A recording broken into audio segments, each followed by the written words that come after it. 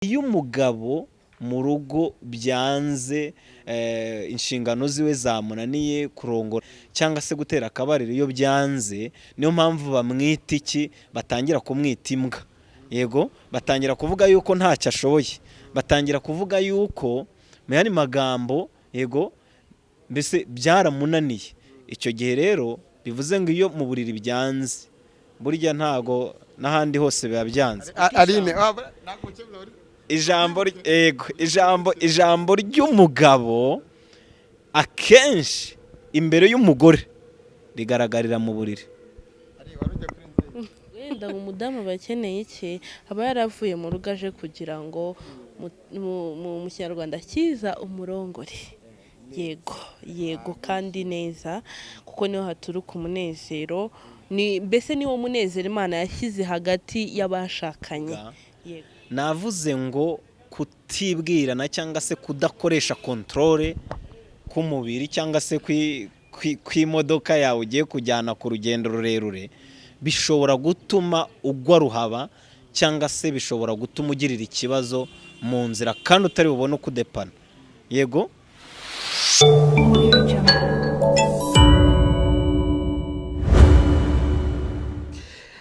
Yes, nujya ngusuzo dukurikiye, nizere ko umeze neza cyane, nizere ko kandi wakomeje kugubwa neza aho uri hose mu bice bigiye bitandukanye. Nakubwiye ko buri munsi, buri saha, buri munota ariko uzagenda dukurikira cyane ku Mutako TV, dusura abantu bamwe batandukanye mu bice bitandukanye, amakuru yose tumenye twageraho, cyane cyane tukibanda ku buzima muri rusange, ku basitari, ku byamamare, ibishimwa n'ibinengo byose tukabigeraho tukabyerekana, ariko cyane cyane tuba dukeneye gushyira ukuri hanze, Abanyarwanda n'isi yose bakatubona. Ariko cyane cyane reka nkomeze nshimire abantu rwose batuye i Burundi, komantere zanyu turazibona cyane.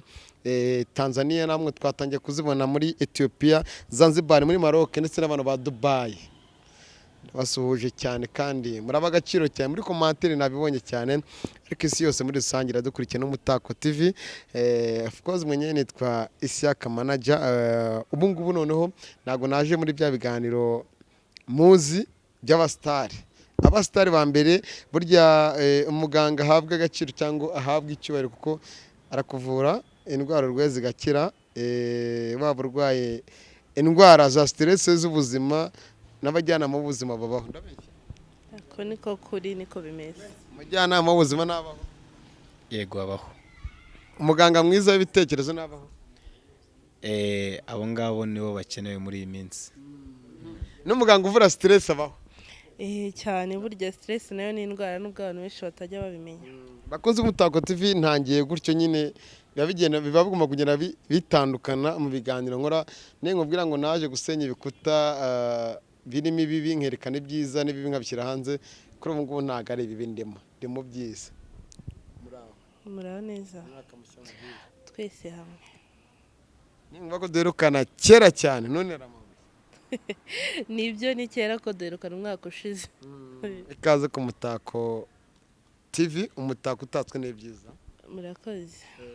Uribwira abantu badukurikiye, ubasuhuze, unabifuriza umwaka mushya. Umwaka mushya muhire ku bantu bakurikiranye Mutako TV. Amazina yanjye nitwa Aline Uwintwari, nkaba nkora mu bijyanye n'ubuzima, n'umujyanama w'ubuzima nk'uko babivugaga. Yego, murakoze. Hirya gato turi kumwe n'umupapa. Uyu mupapa ni umupambi wanjye muheruka kera cyane, ashize nk'imyaka 2 ariko nongeye ndamubona. Murabizi ko ndavumbura nkacukumbura, ariko namugezeho. Umwaka mushya muhire. Muraho neza Isiaka manager. Bivuze ryonyine mitambaba. Manager Isiaka. Umutako TV turabashuhuje mwese abadukurikiye. Nkuko bisanzwe amazina nitwa Twishime Jide. Ndubatse, mfite umudamu n'abana. Nkaba ndi umujyanama mu bijyanye n'ubuzima. Tugira abantu inama bitewe n'ikibazo bafite, ndetse tukanabavura cyangwa se tukabaha ubufasha. Hari abo tugira inama bitewe abashaka kugisha inama ku bagiye kubaka ingo cyangwa se nabubatse, ndetse hari nabo tugira inama bitewe n'ubuzima muri rusange, imyitwarire barimo bitewe n'uburwayi bafite. Uravuze ngo abubatse reka tuhite tubanagarukaho twanatangiye n'ikiganiro cyacu bakunze umutako tuve mu ko bivuze bose buri wese nicyo arimo n'igice aherereyemo abubatse ni igiki kigiye kubareba mu kiganiro tugiye gukora. ni byinshi kubera ko muri iyi minsi ugereranyije ubona ko ingo nyinshi ziri gusenyuka kandi hari ikiri kubitera, ariko hari ibyo turi bugende turebaho.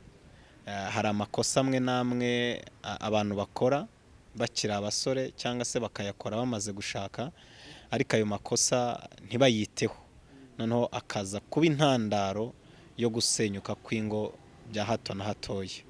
Wakwibaza ngo ese amakosa ni ayahe? Ikosa rya mbere ni ukutibwirana cyangwa se kutamenyana, kwa kundi mwirambagizwa cyangwa se mwirambagiza. Ikosa rya kabiri ni ukutiyitaho cyangwa kutikurikirana bitewe n'ubuzima bwiwe, ngo amenye ese ubuzima bwanjye bumeze gute, ko ngiye kuva muri stati nari mfite ngiye guhindura stati, ese ndiyizeye. Mu yandi magambo, nimba ufite imodoka ukaba ugiye gufata urugendo rurerure uvuye Kigali ujya Rusizi, ugomba kubanza ukareba nimba amavuta ari furu, yego, ukareba nimba amapine nta kibazo. Mu yandi magambo uba ugomba kureba control, nimba essence irimo. Yes, ibyo byose uba ugomba kubireba. Rero abenshi hari igihe atabireba, yagera mu rugo bitewe n'uko atakoze control technique ngo arebe mu rugo bikanga, yagera muri Nyungwe imodoka igakwama. Baretse gato ntago nkuca mu ijambo, nabyumvise neza cyane ko ari nese nkunda kumva cyane. Yego, uri mukuru ugomba kumva. Twagiye muri genda kubera iki wazanye narine mu kiganiro, wakoreshe genda nyine ko uravuga ngo umugore yubahwe n'umugabo yubahwe, uburinganire bwubahwe. Ni byiza burya, hari muri genda ibintu byose bibamo genda. Impamvu nazanye Arine turakorana, ariko kuba dukorana hari ibyo burya buri wese aba afite uwo yiyumvamo. Hari abanyiyumvamo, hari n'abakiyumvamo Arine. Ikindi kandi hari ibyo Arine ashobora kuba yavuga ku ruhande rw'igitsina gore, nanjye hari ibyo nshobora kuba navuga wenda ku ruhande rw'igitsina gore n'igitsina gabo, ariko burya Arine ku gitsina gore yagira gute, yabindusha. Ni muri urwo rwego rero nifuje kugira gute kuzana nawe kugira ngo amfashe kubasha gusobanurira abadamu cyangwa abakobwa babashe kumva kurushaho. Numvise cyane ari wigeze kumva ibintu avuga ngo iyo ufite imodoka bishakira essence, control y'amapine, kizimyamwoto, amajeki n'ibiki. Iyo miti mwazanye iri mu moko agiye atandukanye, niyo mpamvu twaje kugira ngo tuyigaragarize abantu badukurikiye n'imiti ikikora. Ariko ari twajya muri genda, inshingano z'umugore bunini zihe ku miti mufite? Murakoze. Imiti dufite turebye ku ruhande rw'abadamu, dufite imiti myinshi cyane. Nk'uko yakubwiye ati iyo uhagurutse Kigali ugiye Musanze cyangwa ahandi hehe, uba ugomba kureba ko imodoka yawe imeze neza.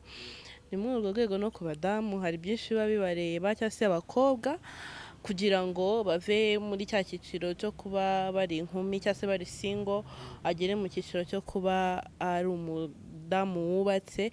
Hari byinshi abagomba, hari control, hari ibyo abagomba kwikurikirana kugira ngo amenye ko yujuje inshingano z'urugo. Ntabwo kuzuza inshingano z'urugo rero ari uguteka cyangwa se gufurira umugabo n'iki. Harimo n'ikiba cyarakwiye umuntu mu rugo, ari byo kubaka urugo, gutera akabariro, Kinyarwanda tumenyereye. Rero ibyo bijyana n'ibintu byinshi. Mu gutera akabariro niho hava urubyaro, niho hava ibyishimo by'umuryango, niho hava gukomera k'urugo.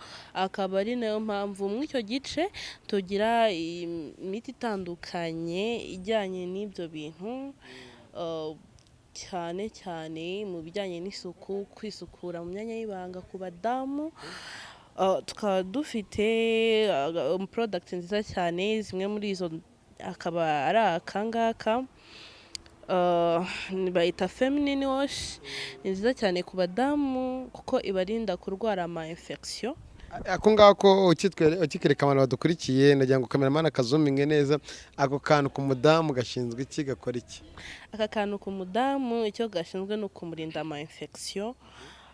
Aba ari ubwoko butandukanye, nabashe kuzana akangaka, ariko hari n'utundi duhabwa abafite infection nyirizina kamufasha kuzimuvura. Aka rero ko kakaba kari mu karinda infection. Ushaka kuva infection kuko hari umuntu uri mu cyaro cyahirira abandi atazi ururimi urimo urakoresha mu Kinyarwanda. Infection ni bunini iki? Mu Kinyarwanda navuga ko ari nk'ubwandu, donc udukoko twangiza imyanya y'ibanga, kwa kundi umuntu yishimagura, agira impumuro mbi muri biriya bice, yego nibyo twita rero infection.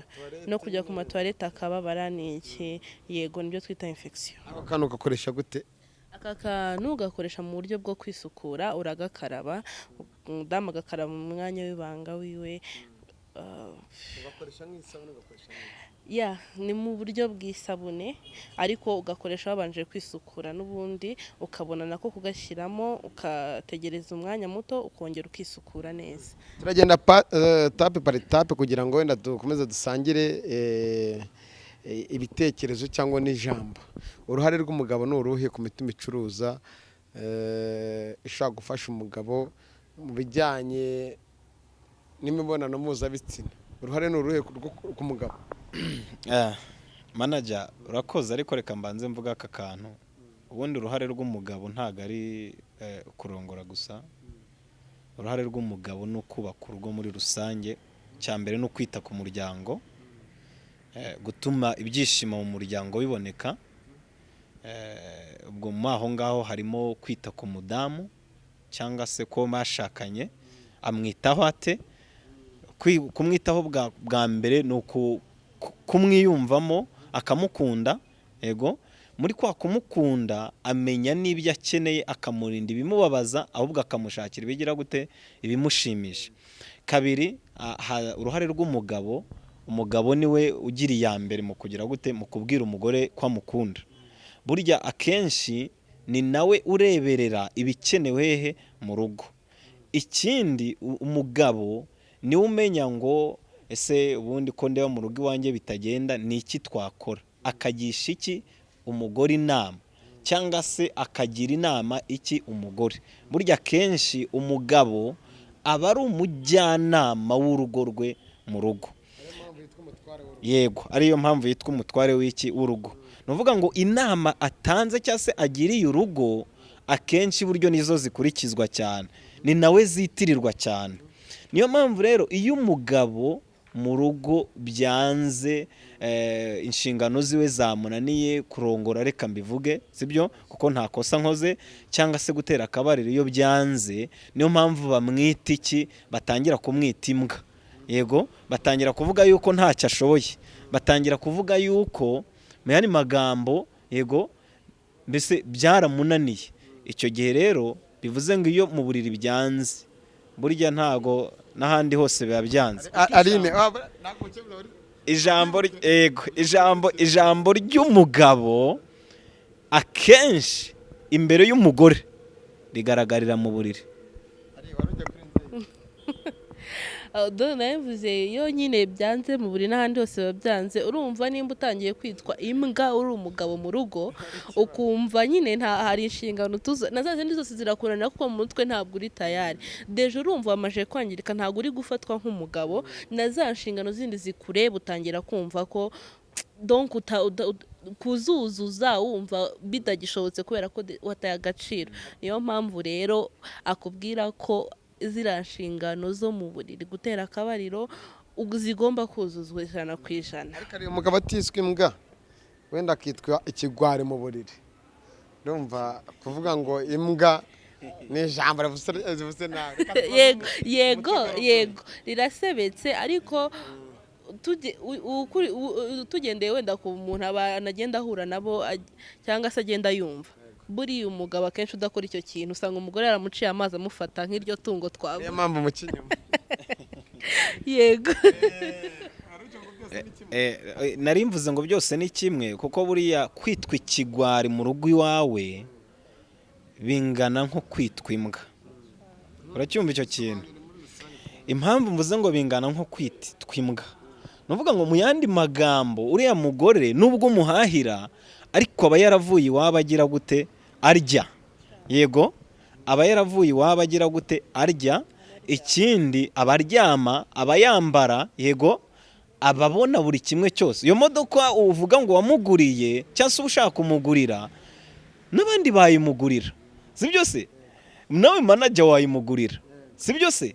Kuba ntashobora kubaha cyangwa se kubahiriza inshingano mu buriri, n'urugero reka ntange Aline kuko ari we turi kumwe, kuri Aline ntibisobanuye yuko Aline anyubaha nk'umugabo wiwe.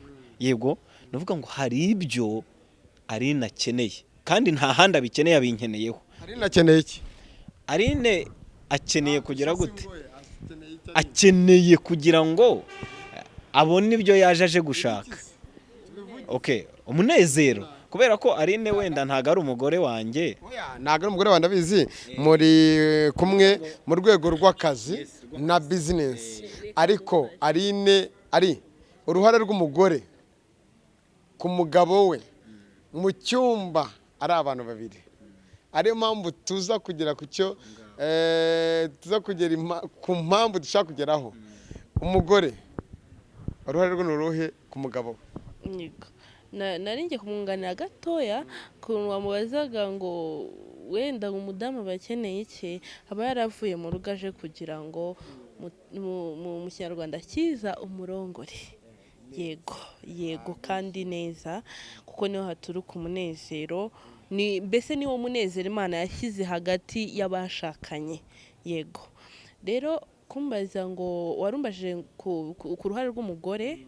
Uruhare rw'umugore rero mu bijyanye no gutera akabariro nuko uruhare rw'umugore nuko atareka umugabo ngo kiriya gikorwa akijyemo wenyine. Abadamu babyumve neza. Hari abadamu yumve ko kubera ko yamaje gushaka umugabo, kubera ko bamaje gusezerana, kubera ko babyaranye rimwe cyangwa kabiri, akumva ko nta kandi akumva ko ibyo birabaye.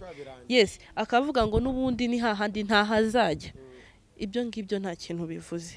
Umugabo yaragushatse kugira ngo hariya mu buriri umufashe kunezerwa. Wikumva nimba umugabo we ntago akunda kuwambara mini hanze, ariko wakeneye kubona bya bibero byawe muri mu rugo, urumva uzasibe kuyambara hanze, uyambare uri mu rugo, yiyibutse bwa buto bwawe, sibyo? Wikumva ko mwamaje gusezerana ugomba kwicupiza ngo wigire nabi. Iteka umugabo wagukeneye kubona muri yasho yakubonagamo akigutereta. Abadamu bajye babyumva neza, ntibakumve ko wowe yamaje gusezerana n'umugabo byarangiye, ahubwo we gerageza buri munsi uhinduke, umubere mushya, ku buryo iteka ryose ahora avuga ati ejo umudamu wanjye nasanze asa gutya, yambaye gutya, yumva afite apeti yo kuza kukureba. Buriya iyo umugore ahaye ke umugabo no mu buriri, akamwereka urukundo, akamwereka umunezero, akamuhata amavuta neza, umugabo hari ikindi kintu kiba gisigaye ku mugore? Ubwo ikiba gisigaye ni ukumenya ko uri n'umugore mu rugo, nyine ukubaha umugabo nk'uko Bibiliya bivuga, kuko ntabwo uzamuha keya ngo wirengagize kumwubaha. Ntabwo wamunezeza mu buriri ngo wibagirwe yuko ari n'umugabo agomba guhabwa icyubahiro cy'umugabo. Yego, ugomba no kumenya ko ari umugabo, ukamumenyera buri kimwe mu rugo, ukamufasha kwita ku rugo, kandi mugaca n'ubwenge mw'abadamu mwe, mukamenya ko umugabo aho tugeze ntabwo ari umugabo ugomba gukora wenyine. Namwe mugaca akenge mukamenya ko mugomba gukoresha umutwe wanyu, imbaraga zanyu, ndetse nabagira inama n'abakeneye kunyegera ngo mbereke icyo gukora nkabafasha, kuko hari abumva ko akazi ari uguteka, ari ugukubura, ari ugushimisha umugabo mu buriri. Oya, muce ubwenge mukore. Ntabwo umugabo agomba kumenya ko umwenda w'imbere wawe wacitse. Ntabwo umwana nakenera ikaye ari umugabo wenyine uzayigura. Mushake ikintu, mukure amaboko mu mufuka mukore, kugira ngo ko kube mutima w'urugo wuzuye. Mwamisha ibyari navuze, umutima w'urugo wuzuye ni uzi gutanga kiya mu buriri, ni uzi gufata umugabo neza mu buriri, ni uzi gushaka akazi, buri kimwe cyose ukagikora kugira ngo mufatanye. Tugeze kuri garafure, turi ku ruhande rwe, turi ku ruhande ndajyanga akavuga kakavane hari, turi ku ruhande rwa garafure. Tuyishime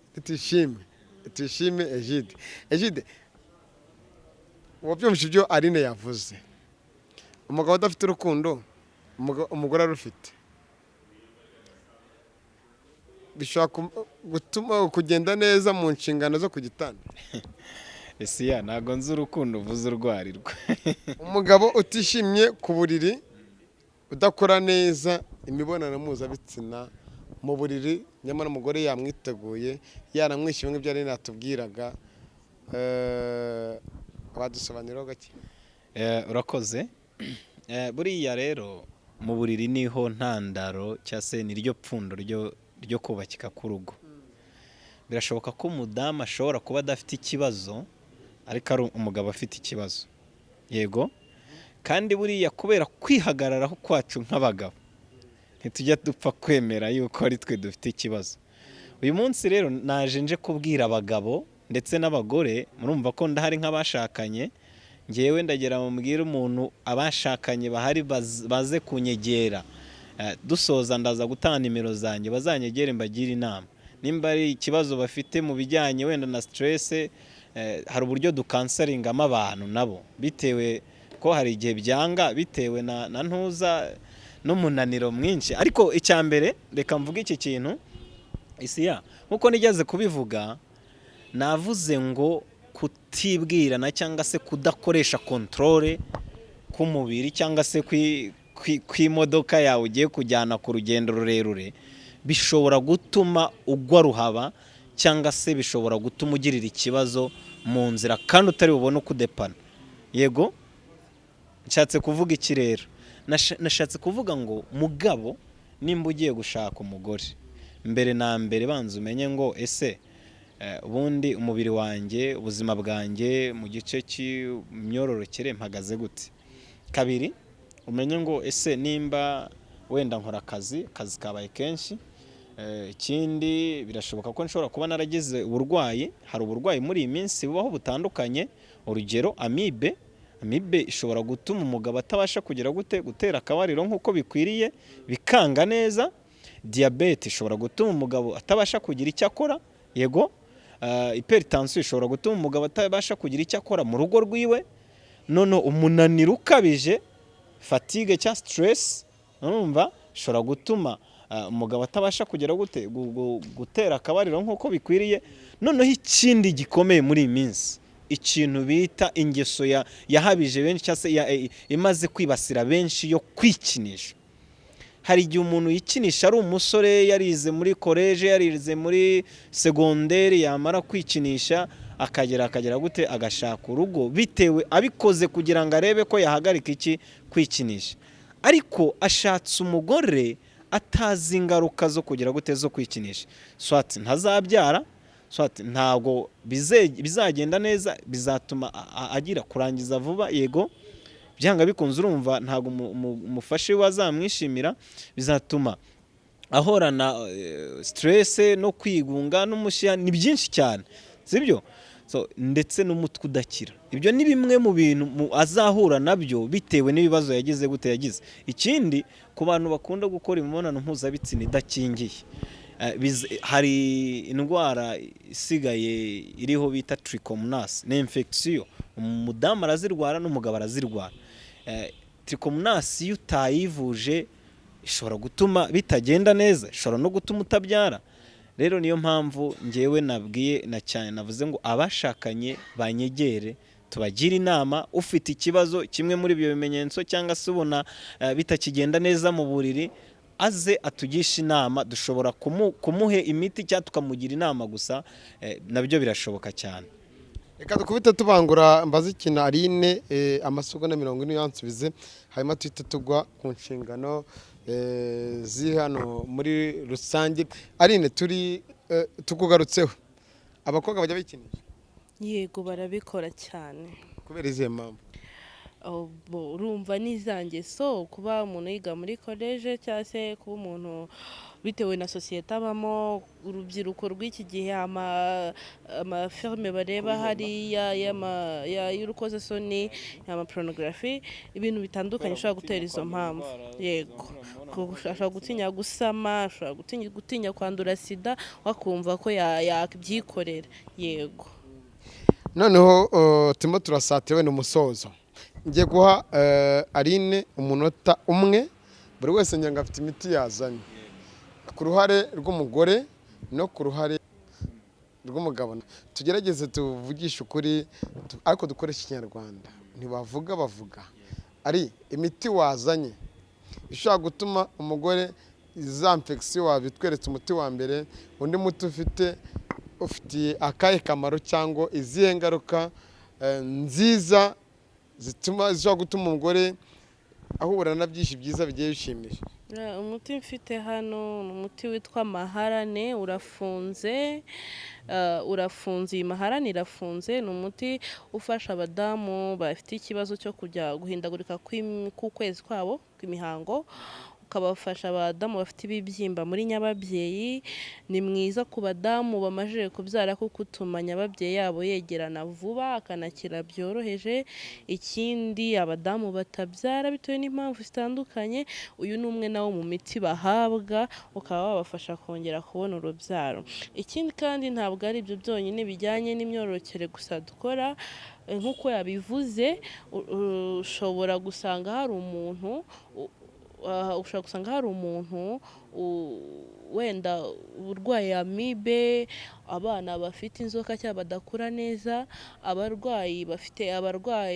babana n'agakoko gatera sida, abafite uburwayi bw'uruhu, abadiyabetike, mbese indwara zose muri rusange tugerageza kubafasha, ari izikira ari n'izidakira.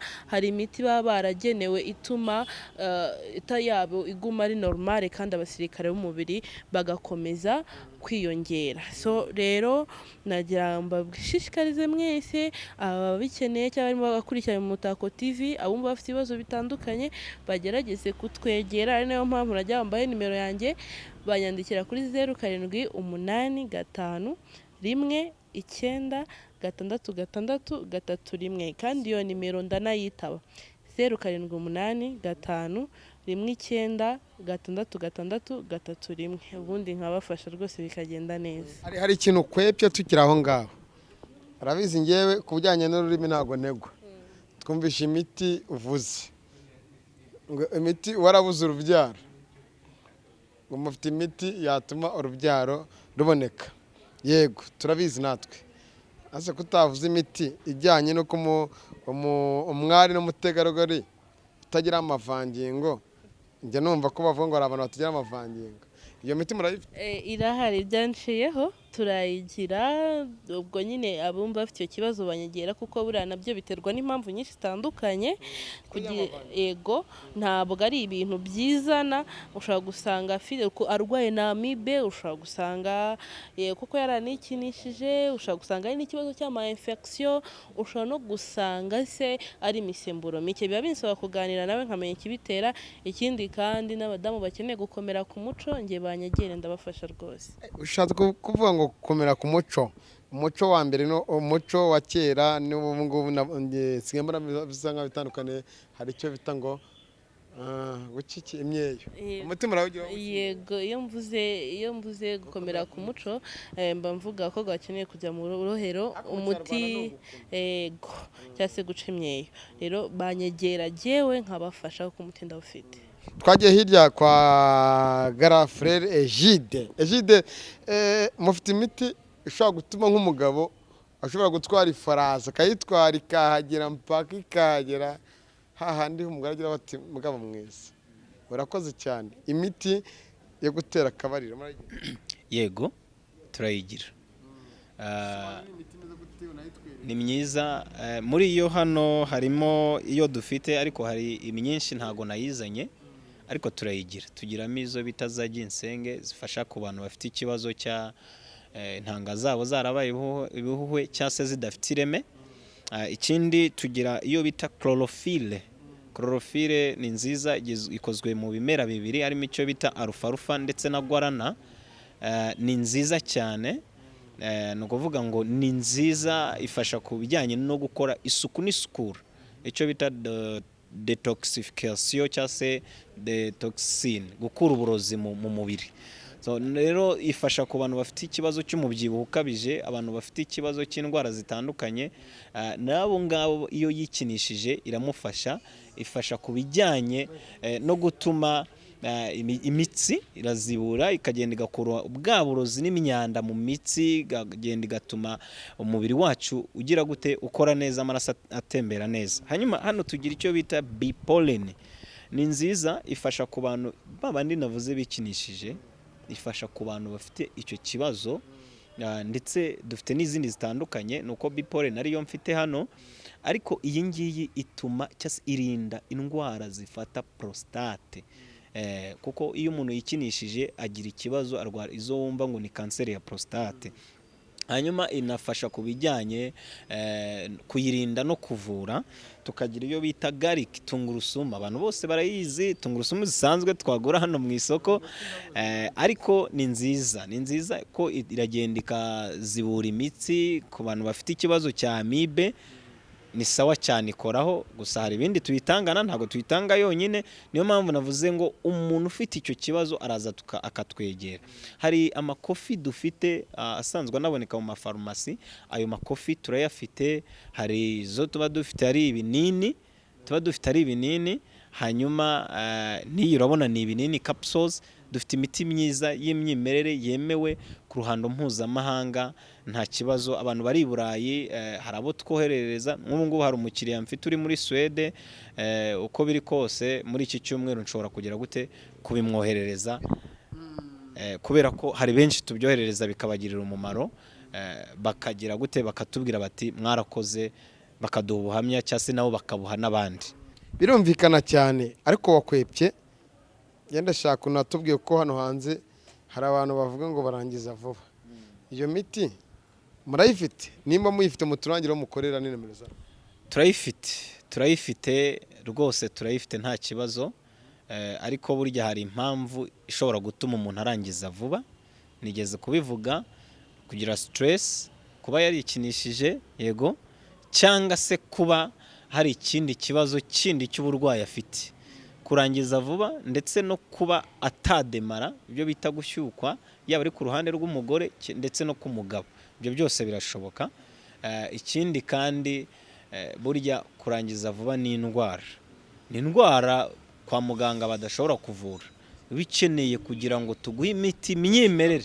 Iyi miti yacu ni myimerere, nta produit chimique ziba zirimo. Ikoze mu bimera kandi bayujuje ubuziranenge. Rero dukorera mu Gakinjiro ka Nyarugenge, dukorera Rubavu dufite ishami, Musanze dufite ishami, ariko by'umwihariko unkeneye mfite adresse nanjye wambarizaho telefone zanjye. Ngira telefone ebyiri nkoresha, iy'akazi n'iyanjye personnel, ariko zose umpamagaye iyo ari yo yose. Okay, iyanjye ni 0783 79 84 35. Reka nyisubiremo 0783 79 84 35. Haba hano Egide iri kuri WhatsApp, wajya kuri Facebook wayibona Tuyishime Egide. Ahariho hose mbuga nyinshi zitandukanye wakwandikamo Tuyishime Egide, wagira gute wabibona naho ngo. Reka dusoze ikiganiro cyacu twagiranye. Babyumvishe, buri wese wisangamo izo nomero, zihamagare bakubwire n'inama zigiye zitandukanye, baragufasha byinshi bigiye bitandukanye.